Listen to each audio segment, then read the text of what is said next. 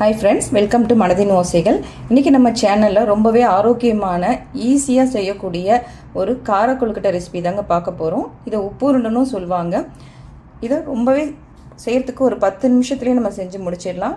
வாங்க வீடியோக்குள்ளே போகலாம். வீடியோக்குள்ளே போகிறதுக்கு முன்னாடி நம்ம சேனலை சப்ஸ்கிரைப் பண்ணாதவங்க சப்ஸ்கிரைப் பண்ணிக்கோங்க.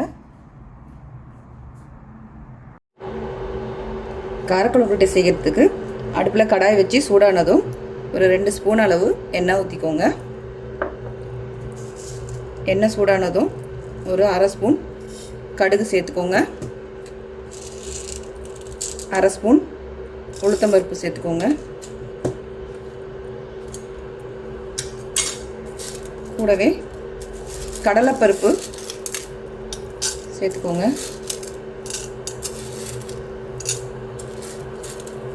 கருவேப்பிலையை பொடிச்சு சேர்த்துக்கோங்க. காஞ்ச மிளகா 2 காஞ்ச மிளகா சின்ன சின்னதாக பொடி பண்ணி சேர்த்துக்கோங்க.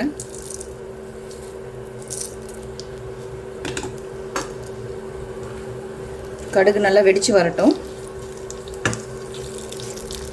கடலைப்பருப்பு கொஞ்சம் லேசாக செவக்கணும்.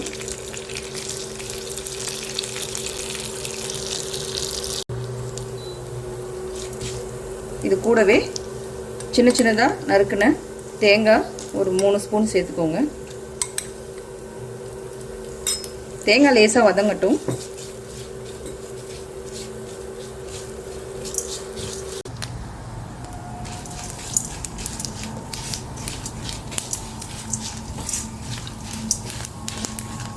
தேங்காய் லேசாக வதங்கினதும் அடுப்பை ஆஃப் பண்ணிவிடுங்க.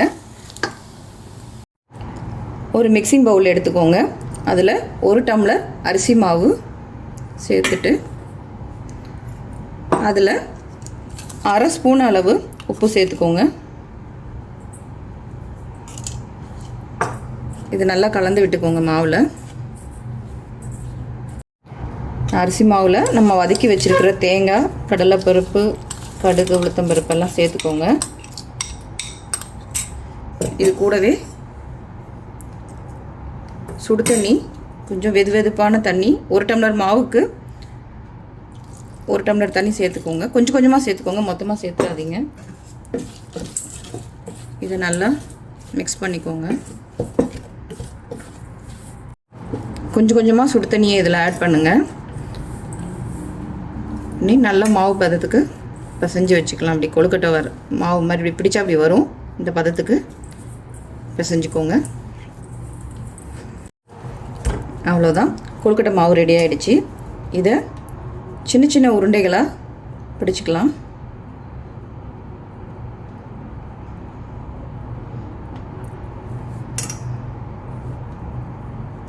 இது மாதிரி சின்ன சின்ன உருண்டைகளாக பிடிச்சு இட்லி தட்டில் வச்சுக்கோங்க. இட்லி பாத்திரத்தில் தண்ணி வச்சு சூடானதும் நம்ம ரெடி பண்ணி வச்சுருக்கிற உருண்டைகளை இதில் வச்சு ஒரு 7 நிமிஷம் வரைக்கும் சிம்மில் வச்சு வேக விடுங்க. ஒரு 7 நிமிஷம் மேலே ஆயிடுச்சு. பார்த்தீங்கன்னா நல்லா கொழுக்கட்டை வெந்துடுச்சு. இந்த அரிசி மாவோட கலர் லேசாக சேஞ்ச் ஆகிருக்கு. பார்த்தீங்கன்னா பழுப்பு கலரில் கொழுக்கட்டை நல்லா வெந்திருக்கு. இப்போ நம்ம இந்த ஸ்டேஜில் அடுப்பு ஆஃப் பண்ணிடலாம். இந்த கார கொழுக்கட்டையை ஈவினிங் ஸ்நாக்ஸாக சாப்பிடுங்க. ரொம்பவே சூப்பராக இருக்கும். விடுமுறை நேரத்தில் பிள்ளைங்களுக்கு செஞ்சு கொடுங்க. ரொம்பவே ஆரோக்கியமானதும் கூட.